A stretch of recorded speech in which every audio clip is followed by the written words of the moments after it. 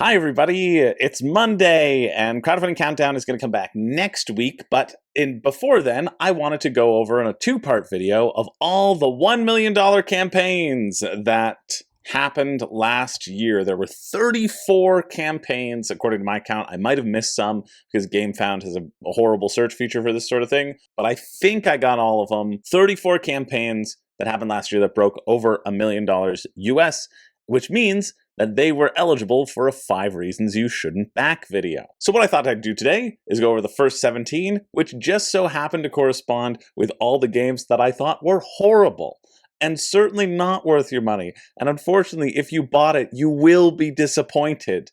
But we'll talk about what's potentially good about them, if there's anything. And then the next half are games that are okay, are seemingly fine. There were a couple that I thought were pretty good. Anyway, I like ranking all of the games that raised over $1 million, kind of do a little retrospective, cutting through the FOMO, going back to remember. Honestly, for this first half, I had to go back and remember quite a few of these because I had blocked them out of my mind because they were so inconsequential. Peace and love. With peace and love. But before we begin, I want to give a huge shout out to all of my newest patrons. I want to shout out Vecquith. I want to shout out Nightmare. I want to shout out Marty. Thank you for jumping on board, supporting the channel. If you happen to be a follower of the channel and you tend to watch my videos a lot and you are able to spend $2 a month, you can sign up for Patreon down below. Support the channel for just $2 a month. It's like 20. I have a deal on if you support the whole year, so it's like $22 for a whole year. Even if you just watch the Monday videos, that's like 50 cents a video. If you think I'm worth it, like a gumball machine of a human being that I am, well, sign up for a Patreon if you're able. It would really mean a lot. My other jobs have kind of reduced me this year, so I'm being a little bit more forward about how that would help out the channel and help me continue to do this sort of stuff. So if you're able and you have the additional income, or if I've ever saved you more than $20, which, especially with this list, I probably have, and you're able to support the channel, I'd appreciate it. But if not, that's okay. Also okay, I totally want this channel to always remain affordable. That's why I don't ever put additional videos behind paywalls. You just get early access to some content, but all that content will make its way onto the channel. I feel very passionate about that and making sure that, you know, affordability is kind of the whole mandate of this channel, because I get it. But if you happen to have that excess and you wouldn't miss it, well, I'd appreciate it. Help me pay my rent. Now here's something that isn't on the list. It's not on the list. It's sort of an honorable shout out. The Icefarian Guard had an expansion to Icefarian Guard, and I've always thought that this looked fairly interesting. It just missed the bar. So there were a few of these that, this is 1.2 million Canadian, just missed the bar of being over $1 million US, but still worthwhile shouting out. And also, I wanted to talk about at least something good this round. And this is pretty much, you know, it's nice to start with something positive before I devolve into absolute hatred for all these games. I'm over exaggerating. I'm being dramatic. I also wanted to just shout out Rule Pop. Rule Pop is so good. Like, I remember playing around in this Rule Pop. I think Rule Pop is so friggin' good for these games. I wish every campaign game used Rule Pop. And I thought Icefarian Guard looks fun. There's a lot of good reviews on it. A lot of good stuff had come out about it. I know the first Icefarian Guard was a steal of a deal, and now they're actually charging for what it's worth. Yeah, interesting to check out, and I like the bag building aspect of Icefarian Guard. So if you're looking for another campaign game, this exists, but there will also be more on the list. So let's start with the bottom of the barrel, and this is absolutely the Teburu system. This is number 35. I put this below games whose companies I dislike because they always use the $1 pre-pledge. A fun fact is only two of the campaigns that raised over $1 million this year used the $1 pre-pledge tactic. At least according to my notes, because I looked at them, and there were only two that I didn't look at, and I assume that's because they did the $1 pre-pledge. And I think that's great. I think when people are constantly telling you to spend, this is the next one, which is, I might as well switch to it right now, Endearment. Constantly using this $1 pledge to get your money first, to get you to buy the game before you've actually looked into the game, to mentally back the game. Yeah, I think the $1 pre-pledge is stupid, and I'm glad that it barely ensures success. But yeah, let's talk a little bit about the Teburu system, shall we? I don't know if we shall. To be honest, I don't know if we shall. I think it's awful. I've talked about this a lot. The Teburu system, it's real rough. They make you buy this electronic playmat so that you can put minis down that have sensors in them that presumably the app will know where these minis are, right? And they know when you move, then the app could like knock on your door and say, uh-oh, monsters have appeared around here. Then you put the monsters, and then the monster bases will light up, and you have to like go to the other side of the monster base and attack it. And it should be an immersive experience. What it has worked out to be, in at least the bad karmas, is you are playing the game for the app. It's not intuitive. It claims it will teach you the game through doing, and it doesn't. The strategy that it brings forward is very lacking. And so they're comboing now with this dungeon crawler system, which is being put forth as being this innovative, immersive system. And I just know it won't be. I know it will be fiddly. I know it will be annoying. It'll be like, hey, set up this room. And then you still have to lay down the tiles. Like, it's not like it's going to project the room. It's not like it's a piece of technology that will give you the hollow board, right, of Star Wars. That would be sick. Your phone is essentially your deck of cards. That's how it streamlines things. But it just feels like it could be an app, and you're spending like $700 for this system for what amounts to very basic and boring gameplay. I think it's completely terrible, and it gets the lowest spot on the list next to even more. Like, I would rather play Endearment, because I think there'll be a bad game here, but there will be a game here, you know? With Teburu, it's like there's a game that the system is playing, and I have to move the pieces for it because it doesn't yet have hands. And so that's the difference between these two just horrendous things making the bottom of our list. Now, those are the only ones that are like completely horrendous. Next up, at the very bottom of the list as well, we have Hearts of Iron, the board game. And I think I missed this when it was going around. It was funded on the 23rd of January. So because it was funded in January, maybe I missed it on the way back from Crowdfunding Countdown. That's likely what happened. I'm surprised that I missed it. I didn't expect it, or I looked at it and then I immediately blocked it from my mind. This is based off of a popular video game, assumingly popular because it said it was based off of a Steam game which had like 20,000 downloads or reviews or something, where you are playing a big old war game. I find a lot of war games to give me a similar vibe. There are a number of troops that you have to manage. There'll be a number of counters that you have to manage. The gimmick here that they have pushed forward is that you choose your nation, and then you choose what they stand for, so you can rewrite history. And then they spent a lot of time in the video being like, wow, what if Russia was a monarchy? Wouldn't that be fun?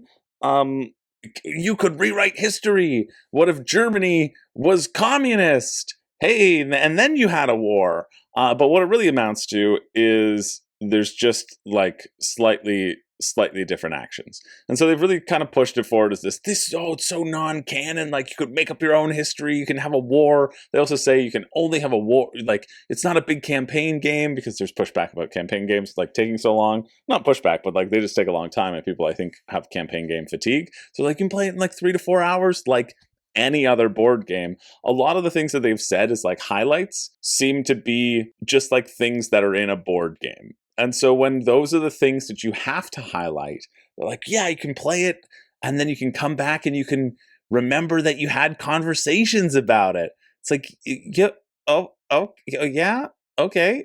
What? How does that differ? Really, how does that differ? So like the marketing around it felt a little bit weird to me, but I do like this resource management, right? You're going to be building up your resources. You're going to be getting a number of resources. Then you spend that on producing your planes, your trains, your automobiles, your John Candies, and making them all go to war against each other. Our most strategic game ever, playable in just 3 hours. This Steamforged game saying this, and that feels fair, because a lot of Steamforge's stuff is really heavy emphasized on theme. I'm surprised that it is potentially more strategic than Euthia, but I think that also makes sense because it's a war game. There's a lot going on in war games, right? I really appreciate that it's a $65 price point, but I just am so uninterested personally in war games and in the potential of war games and in the theming of it. I mean, maybe it's the older that I get and I see the more active wars that are going on, and or war crimes at least, or takeovers or whatever. I just don't like thinking about Nazis anymore. You know, I used to be okay thinking about Nazis when less of them existed in the world, but now that they're making a comeback, it's just a little, you know, it kind of bums me out. And I never expected this. Usually I'm one to be able to really divest myself from a theme, from a board game, from a theme.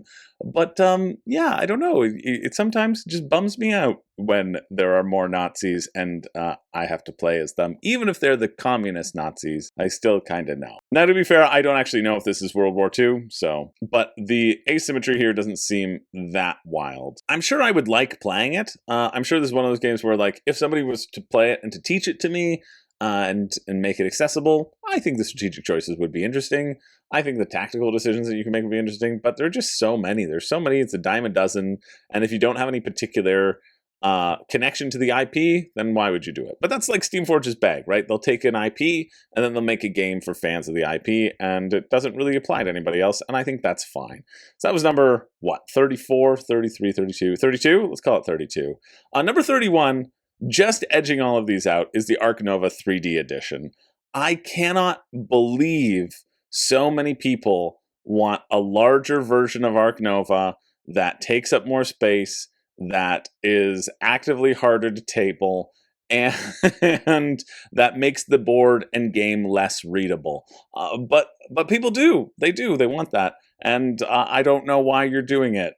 I think it's quite silly. I understand the acrylic tiles a little bit more. You just want like better tiles for Ark Nova because the punch board in Ark Nova is kind of bad. Every single token of money that I punched out of Ark Nova, and I punched out a lot of copies of Ark Nova because I was running a little mini tournaments for World Series. I've punched out multiple copies.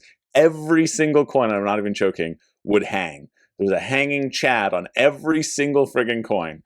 I think this is just wild. Oh, is it number 3 right now? Oh, right, yeah, it surpassed Gloomhaven. I forgot about that. I like Ark Nova. I think Ark Nova is a good game. I like Terraforming Mars more, and I still don't want the big stuff. I just don't care. I think the essence of Euro games is that they are meant to be played with cardboard and wood, and adding in all this extra plastic just seems so excessive to me. Unless Ark Nova is your favorite game, right? Like, I understand, Rising Sun is my favorite game, for example, and I love having a bunch of deluxifications for it because I play it a lot. So if you play Ark Nova a lot and you wanted that more of a sensation of building your park, but like the thing is, it's not even about building your park. At least in Castle of Burgundy, everything you put down, like you were doing it because that's what you're building. But here, it's really just about your tableau. It's about the conservation points that you're going to get, that you're getting from sponsors and you're getting from the conservation cards. And so having so much more focus, I think it actually would make it harder for new players to engage with it or engage with the strategy because they would focus too much on placing things on your board instead of building up your normal tableau. I don't know. Clearly there was a need for it, but it certainly didn't service my needs. That finished in August. That was in August, and that's our 31, let's say. Moving on to 30, this is one that I missed. I don't know when this is finished. End of November, December 2012, 2025. I don't think I saw this or covered it. It must have come up a little bit later, because it's listed under tabletop games, but this is a trivia game that has pulled in $1.3 million. Now, maybe it's pulled in a bunch of stuff after the fact, and this is also going to make it harder to find the actual tally because things raise $1 million afterwards, but even still, it's just a trivia game. Oh, okay. Because it's from the guy on YouTube. It's from a YouTube guy, but it's like you only get 200 questions. For $43. It's Wits and Wagers-esque though, where you will be ranked and you'll bet how many things that you want, or you'll be ranked against other people's answers as well. So I think all trivia games should be like this. All trivia games should have that range aspect because it makes it a lot more accessible. You don't feel as dumb as like, oh, don't know that answer, don't know that answer, don't know that answer. But you feel good about yourself, which is sometimes nice to feel.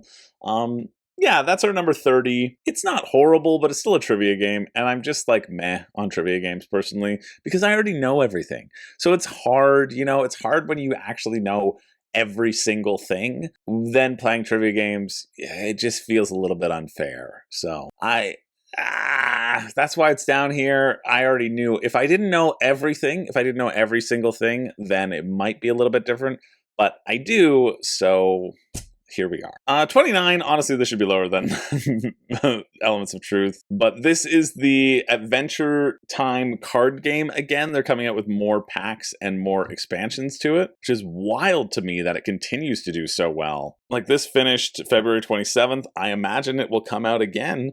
But it's a very simple game. You're going to have a hero who's got some life points, and you'll have two different sets of landscapes. So it's not land, but it's landscapes. And you'll have 0 to 2 action points on your turn, and you can spend those playing cards. Some cards cost 2 action points, some cards cost 0. Some cards, you're right, cost 1. You did it. You can build different landscapes. You could have all 4 of the same. You just choose your landscapes to exist. And then it's just a simple lane battle. Like, I would put this in there, and then he would attack opposite. And if nobody's there to block it, well, then he deals damage to your hit points directly. And when you get to 0 hit points, you get to 0. Sure, it's a card game. It's a 2-player head-to-head card game, pretty much. But yeah, it's fine. Honestly, this one should be a little bit higher than some of the others as well. But we're already sitting here at 29. It's just kind of meh to me. But I really do think the last 2 were better than this. We have, Blasphemous. Blasphemous should be further down, honestly. This one looks so friggin' boring. Well, I guess you get to craft dice in it. So there's that. This is Blasphemous, the board game. It raised $3 million in the original campaign. It's by Ludus Magnus Studios, and it's astonishing to me that with their incredibly poor customer service from Ludus Magnus, that they're still in business. Like, I had to go back. I forgot everything about this game, and then I realized, oh, that's because it was a freaking sketch of a game. They have 2 pages of rules, and everything else is just like, ooh, this is this component, and it just boils down to roll some dice. Did you roll the check? You did. Great. You win. Move on to the next area. Roll another check. Did you encounter a random event? Cool. The main draw here would be building those dice. So I guess for the dice building mechanisms, it does get to stand out a little bit. But it just seems so bad. Not to mention Ludus Magnus's like horrible customer service, which I have 5 different people who have contacted them and have just received rude replies or never got the stuff that they actually paid for. And these are not like, these are with giving as much grace as you can to crowdfunding companies. Sometimes things happen. Like, I'm still waiting on the acrylic tokens for my Nemesis pledge, the retaliation pledge, and that came in a while ago. But like, fine, it'll come in eventually because they've contacted us. Like, they've said, oops, sorry, we'll send it on our way. And that's just being organized through the group buy. So like, there's nothing much here other than a pasted on IP, capitalizing off of people who are fans of Blasphemous and fans of this video game series, and then just going to a place, rolling some dice, and gaining whatever's on that location. Potentially fighting people, potentially having a random encounter. I wish there was more, but that's pretty much it, and makes it very boring. So yeah, let's move that below the, let's make this 30. Let's make Adventure Time card game 29. We're gonna make Elements of Truth 28. It's moved up. I feel good about this list now. That's good. Let's do that change. Blasphemous just seems really bad. And I mean, a lot of these seem really bad, but yeah. Next up, so we're on 27? Yeah, let's call it 27. Might be 26. All right, so next up on the list, we have Heroes of Might and Magic, the card game, which is different from Heroes of Might and Magic, the board game, which was just, which added in an element of a card game, which was just lane battling as cards, which is essentially what this is. It looks like they took the better part of what that game was and made it a tactical map. All of your units will be cards, and you will summon them onto the board, and you'll move them in the ways that they are allowed to move as you go to take out your opponent. There's a ton of cards, a ton of ways to different combo different things. I do like that you get that deck construction aspect that you can get from collectible card games through just playing this game. I think that's potentially interesting. The mana system seems all right. and there'll be tactical positioning based around your cards as well. Destroy the enemy's army or defeat their hero to take it out. It seems fun. It seems fun. The reason why it's a bit lower is mainly the price. Although, I don't know, the card game itself, if you just wanted the base, was €49. I imagine the base would be pretty boring, though, just because a lot of base sets are. Gameplay all in, I mean, compared to all the other campaigns, fairly similar in that €129, and I certainly would rather get this than something like Blasphemous. But it's a lot of investment for that style of card game if you're not particularly interested in that style of card game. And I'm not. Like, it's one of those things where, again, I'd play, I'd have fun, but it's not something that I would ever reach for off the shelf for my personal preferences. But it doesn't look bad. And so it's kind of in that mid-tier, which is why it's 27 on the list. 26 on the list, and this I wasn't sure where to put this, is Blood Rage Valhalla. So I didn't cover Blood Rage Valhalla because it did the $1 pre-pledge, and that's stupid. And also, the prices in this campaign were so expensive, the reason why it did the $1 pre-pledge, because they knew it was going to be super expensive, especially when they added in all of the Rising Sun and the Ankh and the original Blood Rage content, really price gouging from what anybody was hoping for to get those expansions, the stuff that used to be Come On exclusive. I guess you have to pay back for the license at some point in time. But yeah, essentially, I play tested this with Eric Lang. It's the only time I've hung out with Eric Lang, and I think it was very exciting for me to play test it. It's Blood Rage. It's Blood Rage with a different map and the ways that you can shuffle in different cards. You're going to take 3 sets of cards, you're going to shuffle them together, and that will create your draft versus having a static draft. And each one of those cards will have like a level 1, level 2, level 3 on it. It was good. I wish the price was a lot cheaper. I would have backed it if it didn't use the $1 pre-pledge. And I know a lot of people who would have backed it if it didn't do that. Also, if the cost was a little less. There's a potential that I could get it down the line when it hits retail, if it's on sale. But as it stands, you know, I'd want to pay the same price that I paid for Blood Rage back in the day, and that was like $80. This being $120 Canadian plus shipping, I would have paid that. I would have paid it if they hadn't done the $1 pre-pledge. This was exciting, though. Adding in the comic book extras for only $5, that feels like the only reasonable thing on this campaign. But yeah, it's Blood Rage. Some people really didn't like this new map. It's basically just Odin's castle, but people made fun of it, thinking that it was like Clue's castle. I know that they've changed the board now to make it a little bit more exciting, but it is essentially the same thing. But yeah, I like the changes to Blood Rage, but the changes are fairly minimal, so not something that I really need to add to my collection, especially lower on the list by a significant deal because they used the $1 pre-pledge. Number 24 is Return to Dark Tower. This is the Expeditions expansion, but I'm going to lump all of this stuff in together. Return to Dark Tower is a fine co-op game. It's fine. It's sort of pandemic weight, I would say, in terms of the decision-making spaces. This is a game that actually uses the app assistance in a good way. Like, the Teburu system doesn't.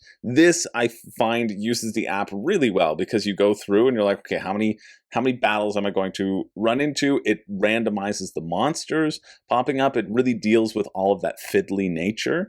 And there's a fun aspect of leveling up your characters and unlocking different skills through the base game. The Expedition module, I mean, they've added in a bunch of expansions because people keep buying them.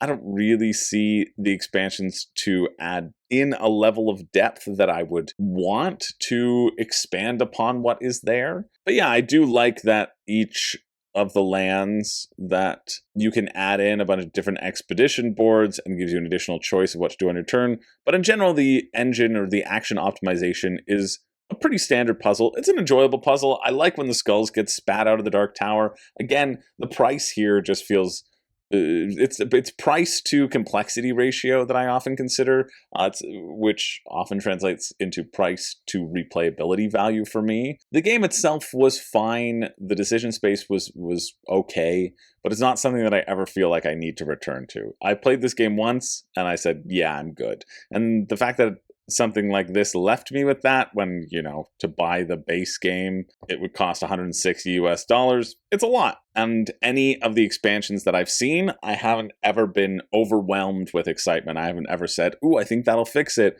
I think it'll add value to people who already like the game and like the flow, but for me, it's just fine. So that's number 24. Number 23 is the Garden Trilogy. This is the Garden Trilogy by Uchibakoya Games. I think Sweetlands looks a lot better than this.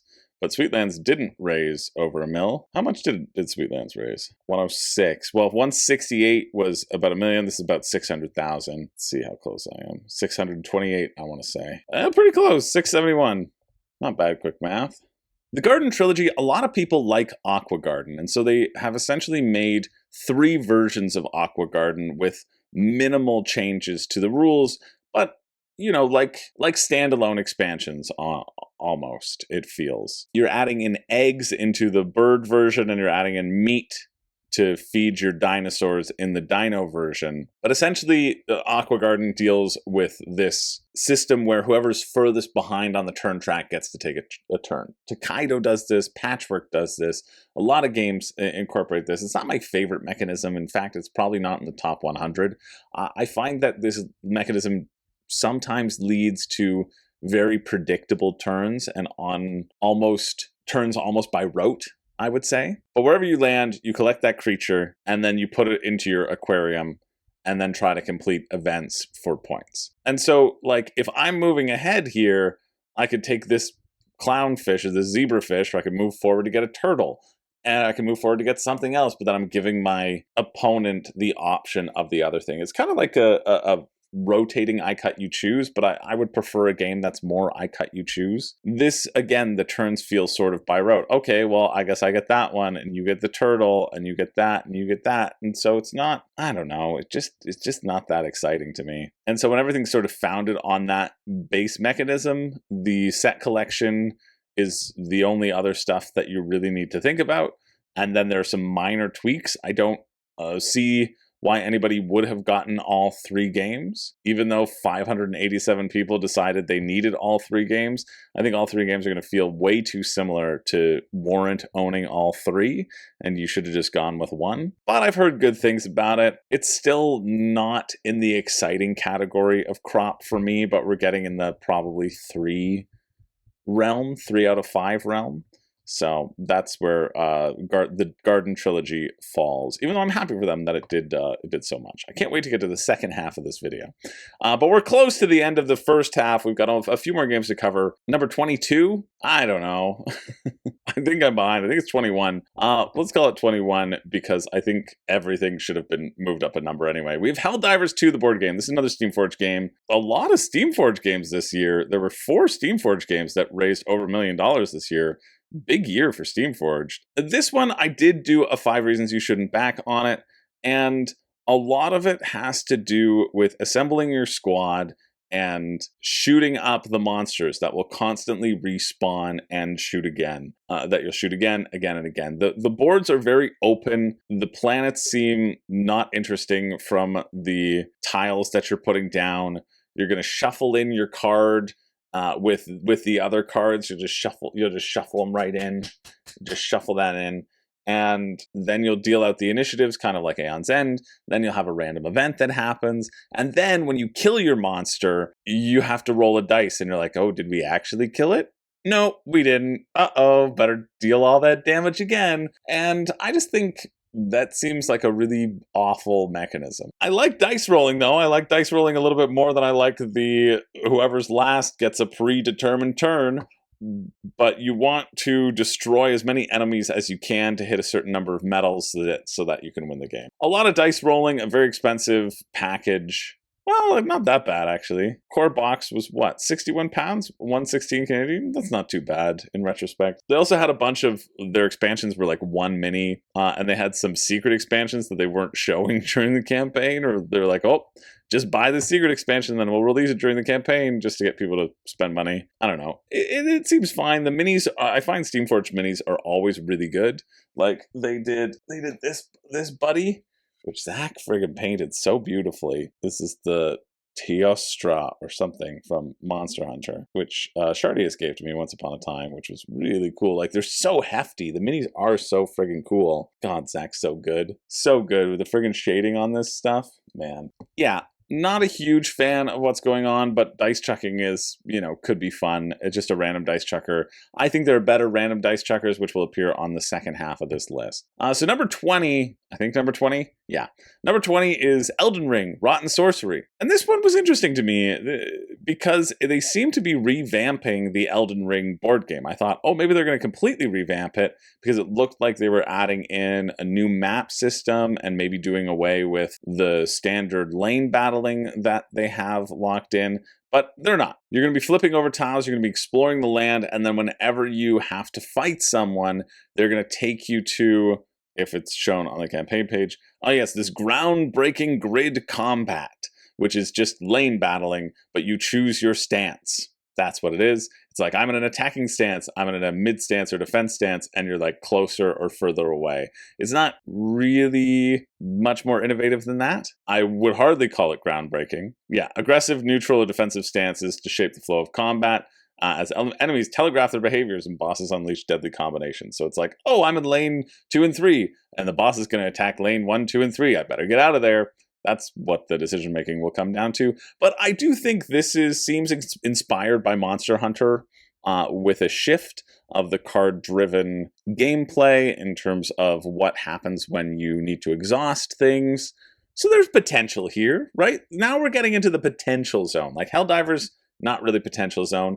Elden Ring is just on the cusp of it. It's something where I would like, if they were like, hey, do you want a review copy? I would say, I would him and I'd haw, and then I'd want to try it and see and hope to be surprised, right? That's the realm where we're sitting in right now. Yeah, there's potential. There's potential here. Most of the game really does revolve around that grid-based combat, though, which is lane battling combat that they keep calling grid-based combat. I guess there are different grids, but it really just feels like a lane battler. I don't know. I think it's all right. I've yet to play Elden Ring, the video game, because I still haven't played Dark Souls 3, I feel. But yeah, in the potential range, because I think that grid lane battler, there might be some interesting back and forth there. I also like that you can see the initiative and see how the monsters can react. So you can plan your turns because of that. But yeah, it's all right. All right, number 19, fairly certain this is 19. We have the Cyberpunk Legends game, which is the official Cyberpunk co-op card game. And I really didn't know where to put this game. I don't know if I even looked into it in enough detail when it was on Kickstarter. I may have thought it was an RPG. But so I watched a bit of the playthrough. Oh no, this is 20. This is probably 20. I don't know. Whatever number this is. It's in the timestamps. Yeah, I watched a little bit of the playthrough in this Learn to Play. Their rulebook is fine. It's not that exciting. But essentially what this will boil down to is you will have this scenario deck in the middle, and everybody will have a hand of cards. The scenario deck will take you through a bit of a story, and then enemies will come up. They'll have a certain number of health that you need to deal with, and then you play cards to deal damage and also increase your plan size, the plan size being the amount of cards that everybody gets to play. You want to go through the scenario before you die, or they whittle down all of your health. A lot of the game too, they were saying that they wanted it to be a little bit like limited information and limited communication. You can't say what's in your hand. So like here you need a pair or you need like a run of stuff to deal damage to it. So your cards will all have numbers on them, they'll all have suits on them, and then they'll all have text on it. And so you have to play cards hoping that other people can set each other up. You can have some limited communication, and they're like, yeah, it's meant to mean that in the heat of battle, you can't really communicate things. And then in the same breath, they said, well, no, but like Cyberpunk's all about bending the rules, so you can kind of come up with your own secret ways of saying things, and then that's okay. Which I find is never okay if the game is meant to have limited communication. So I thought that was a little bit odd in the playthrough. They said, yeah, is anyone feeling regal today? Like, do you have any crown suits? I'd be like, man, I just want to punch things. Being like, I have damage to do. So they're encouraging you to get into the role-playing aspect of it and not just say, hey, I have an 8 and a 6 who can make a pair with me, like, let's go. So putting a hand together, a plan is sort of like making a poker hand as a group. So you can talk a little bit about what you can do in your plans, but you can't say, hey, I have an 8, let's like pair this together. And I think the only reason for that is to maybe not make it completely easy. I don't know. I'm a little sus about that, but I did think that the flow of the card game looked interesting. And so this definitely moved up a lot of spaces. I thought this was going to be a lot lower on the list, but it's now number 20 because we've decided it's 20.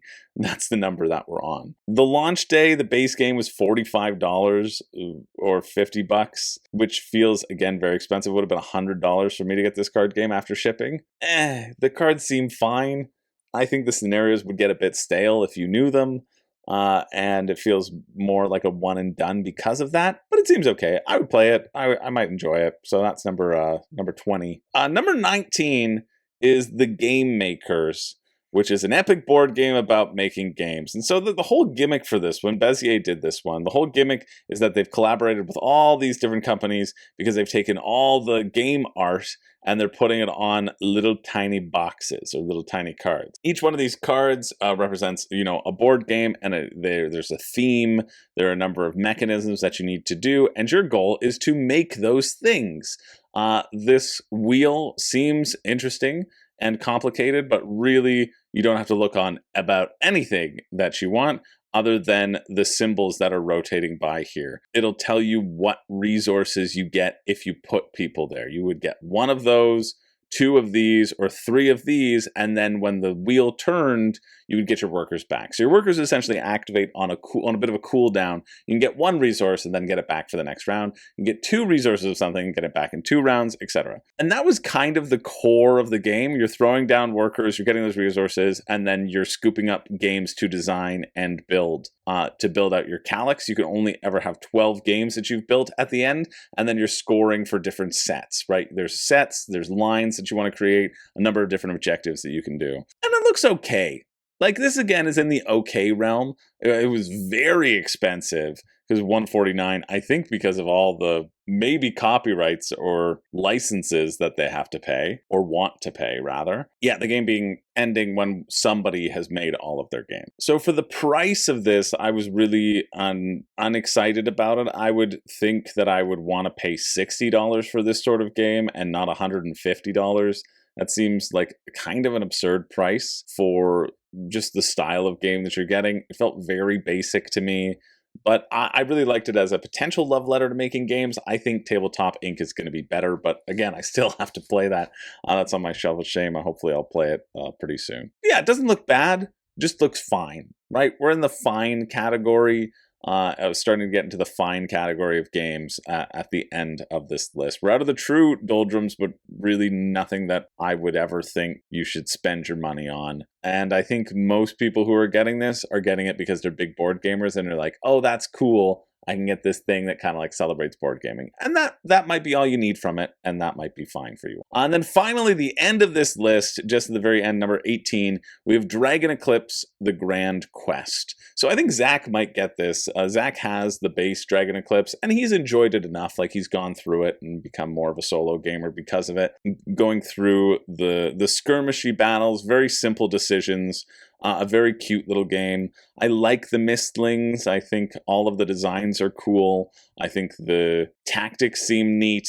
I like that they're emulating a collectible card game with everything in the box. I really like when people do that because then it gives more options for people who want to scratch that itch and don't want to spend their entire paycheck on one pack of cards. I think that's great. It's a little bit of a smaller game too, so it felt very affordable. €49 felt pretty decent for the standard pledge. Again, I love Awakened Realms doing those couple different pledges as well. But yeah, a nice little Pokemon-themed romp. The theming of it is what's going to bring me in a bit and makes me a little bit more interested in it. Still just falls short of the top 17, which then we start to be actively interested in. Somewhat actively interested in, as I'm looking ahead. But I like the potential card play here. I like the variants of the Mistlings. And yeah, the price point seems nice. So that's our number 18. That's what we're going to call it for this video. In a couple days, I'll put out the rest of the list, as we get into the cream of the crop, the positives, the ones that you were allowed to back. Any of these, You weren't allowed to back. I'm sorry. Did you back any of these? If so, I'm sorry if I made you any less excited about them. But let me know why you're excited about these, that if you're getting them. They all just seem really, really boring to me. I'm sorry. I don't want to yuck your yum, but you get better taste. I'm kidding. I'm kidding.